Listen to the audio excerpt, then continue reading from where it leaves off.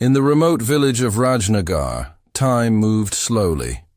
Life was shaped by sunrises, harvest seasons, and the unwavering rules of tradition. It was a place where modern laws felt like distant rumors, and old customs ruled with unquestioned authority. Mud houses lined the narrow paths, and the scent of burning wood often hung in the air.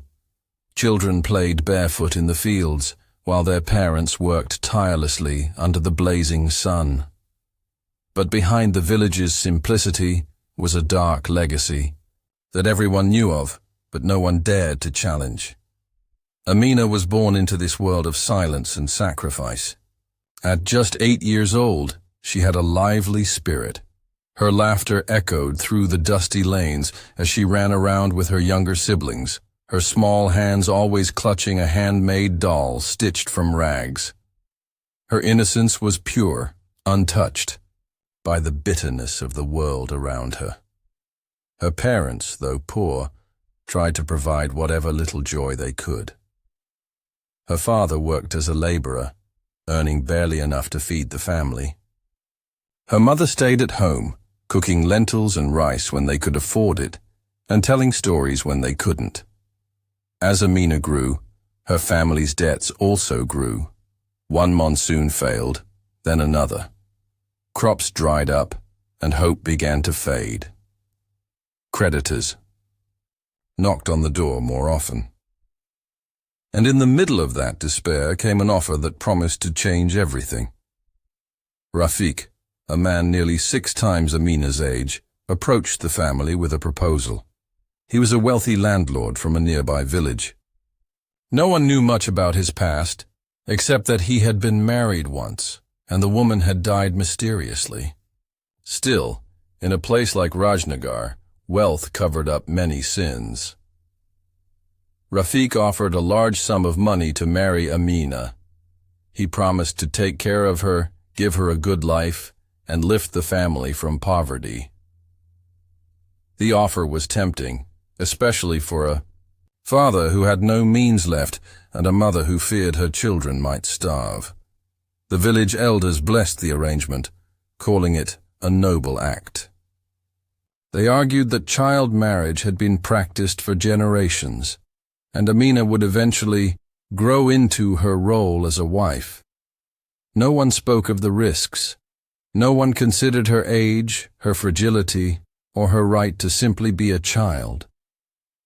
The wedding was arranged quickly. Villagers gathered to celebrate with music, flowers, and food. Amina, dressed in a bright red outfit, looked more like a doll than a bride. She didn't understand what was happening. To her, it felt like a game, another festival where she was told to smile and stay still. The guests cheered, the drums played, and prayers were offered. But no one saw the fear that flickered in her eyes or noticed how tightly she clutched her. Dull throughout the ceremony, as the sun set that evening, the celebrations faded. The guests went home, the music stopped, and silence took over. Amina was taken to her new home, away from the arms of her mother, away from the world she knew. What followed that night would never be forgotten. A tragedy rooted in blind tradition and a community's unwillingness to protect its own. The morning after Amina's wedding, the village of Rajnagar was eerily quiet. The celebrations had ended, and the usual bustle of daily life had returned, though something felt different. The air was thick with an unspoken tension, as if everyone knew something dark had transpired, but was too afraid to speak of it. It was the early hours. The sun had barely risen when a cry pierced the air, breaking the silence. It came from Rafiq's house, a loud, frantic scream that sent ripples through the village. The villagers who had stayed behind to clean up from the wedding noticed the unusual activity at Rafiq's home. Some were curious, others nervous. Soon, the whispers began. Amina's parents, who had gone to bed exhausted the night before, were woken by a sharp knock at the door. A neighbor, trembling, told them that something had happened to their daughter. The words were rushed, unclear, but the terror in the neighbor's eyes was enough to send Amina's mother into a panic. Rafiq's house was only a few minutes' walk from Amina's parents' home. The two women hurried there, their hearts pounding in their chests. When they arrived, they were stopped at the door by one of Rafiq's servants, who was pale and sweating. He hesitated before reluctantly letting them inside. The sight that greeted them was something they could never forget. Amina lay motionless on the floor, her small body bruised and battered. Her dress, once vibrant and full of color, was torn and stained with blood. Her face, which had once been full of life and innocence, was now cold, lifeless. Her chest barely rose with each shallow breath. The shock of the sight almost knocked Amina's mother off her feet. She cried out for help, but Rafiq, standing nearby with an expression of indifference, simply shrugged, as if the matter was insignificant. "She must have fallen," he said, his voice too calm for the situation. Amina's mother tried to shake her daughter awake, her voice breaking with every word she spoke. But Amina didn't respond. Her small, fragile body could no longer fight. Her skin was already pale, her pulse too weak to be felt. Rafiq, ever the manipulator, told them it was nothing serious, that she would recover in time. But there was something in his eyes, something cold, calculating, that gave him away. He insisted that Amina had collapsed in the night, falling from a height, though no one saw any evidence to support that claim. His story didn't add up. With the first signs of daylight, Amina's parents decided to take her to the local clinic, hoping against hope that she might survive, even as they feared the worst. The journey was agonizing, and the tiny clinic was miles away. When they arrived, the nurse immediately called the local authorities. The signs of abuse were impossible to ignore. Amina's injuries were not consistent with a fall. They were consistent with a brutal assault. The doctor's face turned pale as he examined her, unable to offer any comfort. As Amina's life slowly slipped away, the village held its breath. Rafiq's version of events remained unchanged, but suspicions began to grow. Whispers spread like wildfire, and it wasn't long before the police were involved. But even as they arrived, there were those who stood by Rafiq, supporting his story and trying to quash the truth. Fear ran deep in Rajnagar, where speaking out against the rich and powerful often led to dire consequences. But for Amina's parents, the reality was too harsh to ignore. Their daughter had been taken from them, not by accident, but by something far worse. As the day wore on, word of Amina's condition spread. The village, once silent in its complicity, began to stir. But it was already too late. Amina succumbed to her injuries, her small body too fragile to withstand the trauma she had endured. The story of her death would soon unravel into a tale of injustice, silence, and secrets that no one in Rajnagar could ever escape. The death of Amina sent shock waves through the village, but the reaction was not what one would expect. In Rajnagar, there was a veil of silence that hung heavily over the community. People avoided speaking out.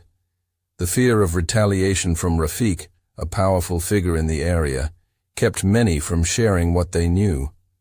However, as the days passed, the whispers began to grow louder, and it became clear that Amina's death was no ordinary tragedy. The police investigation initially seemed like a formality. Officers arrived at Rafiq's home, took statements, and examined the scene, but they quickly fell into the same trap that most of the village had fallen into. They believed Rafiq's version of events. He continued to insist that Amina's death was a result of an accident, claiming that she had fallen during the night and that the injuries were not caused by any form of violence. His calm demeanor and status in the community worked in his favor, leaving the authorities hesitant to question his story too thoroughly. Rafiq's wealth and influence loomed large, and there were few who dared to challenge him. His family's wealth was built on years of landholding, and he was well respected among the village elders. In the tightly knit community, where everyone knew each other's business, speaking out against someone of Rafiq's stature could result in serious repercussions. People knew this, and so many kept their suspicions to themselves, not wanting to stir trouble. Yet, as the investigation seemed to stall, something unexpected happened. An anonymous letter arrived at the desk of Inspector Shan, a determined officer who had been following the case from a distance. The letter was cryptic, but it was clear that someone knew more about what had happened to Amina than anyone had revealed. The writer, whose identity remained unknown, detailed the abuse Amina had suffered and claimed to know about the events leading up to her death. The letter described Rafiq's frantic behavior the night of the wedding, painting a picture of a man desperate to cover up his actions. The letter also mentioned a man who had witnessed what had happened to Amina. This individual, a migrant worker named Bilal, had worked at Rafiq's house and had seen things no one should have ever witnessed. According to the letter, Bilal had been present the night of the wedding and had overheard strange sounds coming from Rafiq's room. The letter claimed that Bilal had tried to help Amina but had been silenced by threats from Rafiq and his men. Bilal, terrified for his life, had fled the village shortly after the incident, disappearing without a trace. The arrival of the letter brought a flicker of hope to the investigation.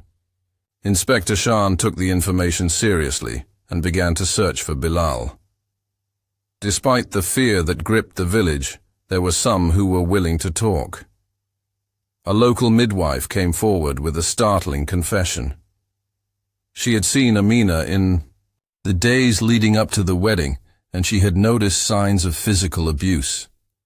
The bruises on Amina's small arms were not the result of a fall, as Rafiq had claimed. The midwife recalled that Amina had seemed weak and ill, but no one had asked her about it. When the wedding took place, the midwife had assumed that everything was happening according to tradition, but in hindsight, she realized that something was terribly wrong. The more Inspector Shan dug into the case, the clearer it became that Rafiq's version of events was full of holes.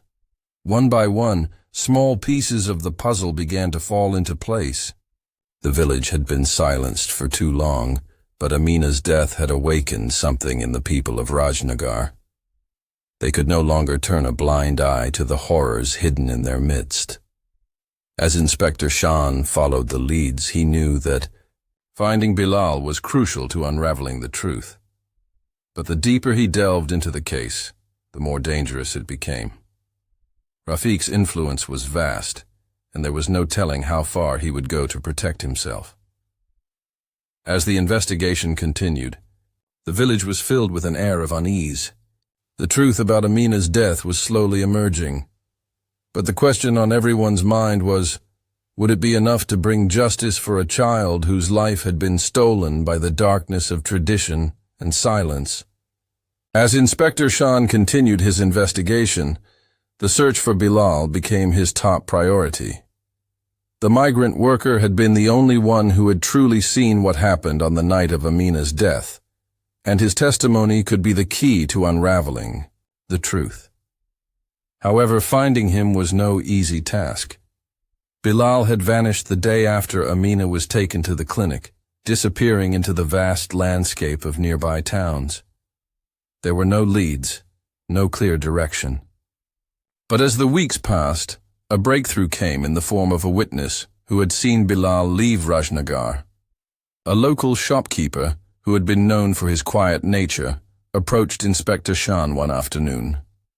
He revealed that he had seen a man matching Bilal's description heading toward a neighboring village just days after Amina's death. The shopkeeper, who had heard whispers about the tragedy, had noticed the man's nervous demeanor and remembered his hurried departure. He had overheard a conversation between Bilal and another man, something about escaping the village and never looking back. The shopkeeper didn't know where Bilal had gone, but he knew that he wasn't planning to return to Rajnagar. With this new information, Inspector Shan increased his efforts to track down the missing witness. He enlisted the help of officers from neighboring towns and started combing through local inns and shelters where migrants typically stayed. It took days, but eventually a breakthrough came when an innkeeper in a small town several miles away recognized Bilal's face from a wanted poster. Bilal, having moved from town to town, was now hiding in plain sight. He was terrified and unwilling to speak to anyone at first. But when Shan finally found him, the fear in Bilal's eyes was undeniable. After some coaxing and reassurance, Bilal began to tell his story, one that sent chills through the inspector's spine. Bilal revealed that he had indeed been present at Rafiq's house the night of the wedding. He had been working late in the fields, preparing for the next day's chores, when he heard disturbing noises coming from the house. At first, he thought it was just the noise of a newlywed couple, but then he realized that something was wrong. He heard Amina's screams, muffled but unmistakable. Bilal tried to enter the house, but Rafiq's men, who were stationed around the property, warned him to stay away. The sounds of struggle continued for hours, but Bilal was powerless to stop it. The next morning, when Amina's body was discovered, Bilal knew exactly what had happened, but he was too afraid to speak out, knowing the consequences would be dire. Rafiq's power in the village was immense, and the last thing Bilal wanted was to become another casualty of the system. The more Bilal spoke, the more pieces of the puzzle fell into place. Rafiq's behavior, the strange actions of the villagers who tried to cover up the truth, the mysterious phone call, all of it pointed to a deliberate act of violence. But there was still the matter of proving it. The breakthrough in the case came when Bilal recalled a detail that no one had yet discovered, a hidden room in the back of Rafiq's house. The room, which no one had noticed before, had been locked the night of the wedding. Bilal had accidentally stumbled upon it while trying to escape after hearing the screams. He hadn't dared enter, but he had seen something inside the room, a piece of clothing that matched the one Amina had been wearing that night. This could be the evidence Inspector Shan needed to prove that Amina's death had been far from accidental. As the investigation moved forward, the pressure on Rafiq grew. He had always thought that his wealth and power would protect him, but the truth was catching up with him. The more people came forward, the more the walls closed in around him. But it wasn't just the villagers or the police who were becoming suspicious. Rafiq's own family began to question his actions. They had seen the changes in his demeanor after the wedding, the unease in his eyes that he tried so hard to mask. It was only a matter of time before his carefully constructed life came crumbling down. Bilal's testimony, combined with the new evidence from the hidden room, was the final blow to Rafiq's defenses. The case, once shrouded in silence, was now set to expose the truth. But as the investigation reached its peak, a darker twist was about to unfold, one that no one could have predicted. As the investigation neared its climax, the pressure on Rafiq intensified. The once revered man, who had spent years building his power and influence in Rajnagar, was now on the verge of losing everything. His wealth, his status, and his carefully constructed facade of respectability were all unraveling. The evidence against him was mounting. Bilal's testimony, the hidden room in his house, and the undeniable signs of abuse on Amina's body. It was clear that Amina's death had been no accident, and Rafiq's involvement in it was no longer in question. Inspector. Sean had gathered all the pieces of the puzzle. He was confident that he had enough evidence to bring Rafiq to trial, and the villagers who had once remained silent were now speaking up, some out of guilt, others out of fear. Rafiq's days of evading justice seemed numbered. The entire village, once complicit in his actions by turning a blind eye, was beginning to realize the depth of the tragedy. They were no longer willing to protect him, and the pressure on him grew unbearable. But just as the case seemed poised to come to a conclusion, a shocking development occurred. The morning of the planned arrest, Rafiq was found dead in his home. His body was discovered by one of his servants lying in a pool of blood. He had been stabbed multiple times, and the room was in disarray, as if a violent struggle had taken place. The police rushed to the scene, but it was clear that Rafiq's death was no accident. It was a murder, and one that had come just before he could face justice. The news spread quickly through the village, and the initial reaction was one of shock. No one could understand how Rafiq, the man who had once held so much power, had met such a violent end. Some whispered that it was an act of revenge, that someone had taken matters into their own hands after years of suffering under his rule. Others speculated that Rafiq had been targeted by a rival, though no one could pinpoint who might have been responsible. But as the days passed, the most shocking truth was revealed. Rafiq had been killed by someone much closer to him than anyone could have imagined. Amina's father, who had been consumed with grief and rage over the loss of his daughter, came forward and confessed to the murder. The village had already known of his despair, but no one had suspected that he would take such a drastic step. The pain of losing Amina had driven him to the brink of insanity. For days, he had struggled with his conscience, unable to shake the image of his daughter's lifeless body. He had tried to seek justice through the authorities, but when it became clear that Rafiq's wealth and influence would shield him from punishment, he made a fateful decision. Amina's father had gone to Rafiq's house that night, unable to bear the injustice any longer. In a fit of rage, he had confronted Rafiq, accusing him of murdering his daughter. The argument escalated quickly, and in the heat of the moment, Amina's father had grabbed a knife. The struggle that followed was violent, and before he knew it, Rafiq lay dead at his feet. It was a crime of passion, born from the unbearable weight of grief and anger. The confession sent shockwaves through the village. Amina's father was arrested, and the case that had already shaken Rajnagar to its core took yet another dark turn. While some sympathized with the father's actions, others were appalled by his decision to take the law into his own hands.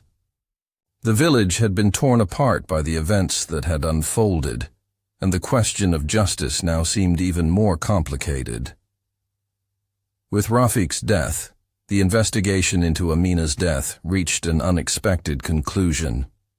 The villagers had hoped for justice, but they had been denied it in the most tragic way possible. Rafiq's death, though it provided some sense of closure for Amina's family, also highlighted the deep flaws in a system that had failed to protect a child. The shadow of the past lingered over Rajnagar, and the echoes of the tragedy would never fade. Amina's death had exposed the darkness that had long been hidden in the village, but it had also shown the lengths to which people would go when faced with the overwhelming weight of injustice. In the aftermath, the village of Rajnagar began to change. The elders, once so entrenched in their traditions, were forced to confront the consequences of their actions. The practice of child marriage, which had been a fixture of life for generations, was banned. Laws were put in place to protect children, and the village, slowly but surely, began to heal. But for Amina's family, the pain of their loss would never be fully erased. The price of silence, of tradition, and of unchecked power had claimed an innocent life, and no amount of justice could ever bring her back.